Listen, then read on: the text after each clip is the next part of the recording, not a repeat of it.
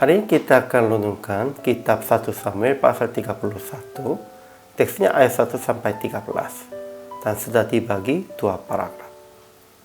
Paragraf yang pertama ayat 1 sampai 6. Orang-orang Israel dikalahkan dan banyak orang mati terbunuh di pegunungan Gilboa. Saul dan anak-anaknya juga mati pada hari itu. Paragraf yang kedua ayat 7 sampai 13. Penduduk Yabesh Gilead membawa mayat Saul dan anak-anaknya itu dan menguburkannya. Kesimpulannya, orang-orang Israel dikalahkan dan banyak orang mati terbunuh di pegunungan Gilboa. Saul dan anak-anaknya juga mati pada hari itu. Saul yang melukai dengan parah juga memohon membunuh kepada pembawa senjatanya. Tetapi dia tidak menerima pesan itu. Dan akhirnya Saul bunuh diri dengan menjatuhkan dirinya ke atas pedangnya. Jadi orang-orang Israel melarikan diri dari kota-kota. Kemudian orang Filistin datang dan menetap di sana. Dan orang-orang Filistin memakukan mayat Saul di tembok Kot Bet-Sean. Tetapi penduduk Yabesh Gilead membawa mayat itu dan menguburkannya dan berpuasanya 7 hari lamanya. Ajaran tentang Allahnya. Dalam teks hari ini tidak dijelaskan firman atau perbuatan Tuhan, tetapi kita bisa melihat yang Tuhan membiarkan Saul dan orang-orang Israel sampai mati terbunuh, supaya menggenapinya janjinya, menggenapinya nubuatnya. Karena sudah lama Tuhan berkata Saul akan dihukum. Ajaran tentang manusianya. Pertama, Saul mengalami kekalahan besar di dalam peperangan di antara Filistin, dan ia telah dilukai parah.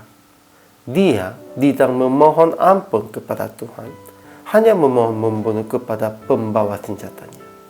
Namun dia menolak pesan itu, jadi akhirnya ia bunuh diri dengan menjatuhkan dirinya ke atas pedangnya. Kedua, orang-orang Filistin menetap di kota-kota Israel yang penduduknya lari, dan mereka memakukan mayat Saul di tembok Kot Bet-Sean. Ketiga, segenap orang gagah perkasa dari penduduk Yabesh Gilead datang ke Kot Bet-Sean, dan mereka membawa mayat Saul ke Yabesh dan menguburkannya dan berpuasa 7 hari lamanya. Jadi aplikasi hari ini, pertama, jangan hanya berpikir wajahnya sendiri, melainkan berpikir nama Tuhan dan kemuliaan Tuhan. Kemudian segera bertobat dan berbalik untuk kemuliaan Tuhannya. Saul sampai terakhir, dia hanya berpikirnya wajahnya sendiri, tidak berpikir tentang kemuliaan Tuhannya, sehingga dia tidak bertobat dan tidak berbalik. Kalau kita begitu, tidak boleh.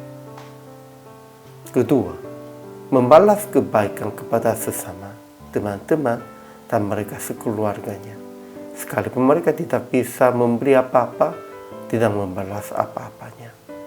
Memang orang-orang penduduk Yabeshnya, mereka melakukan begitu untuk Saul. Sekalipun Saul seorang raja yang jahat, mereka tetap membalasnya dengan baik-baiknya.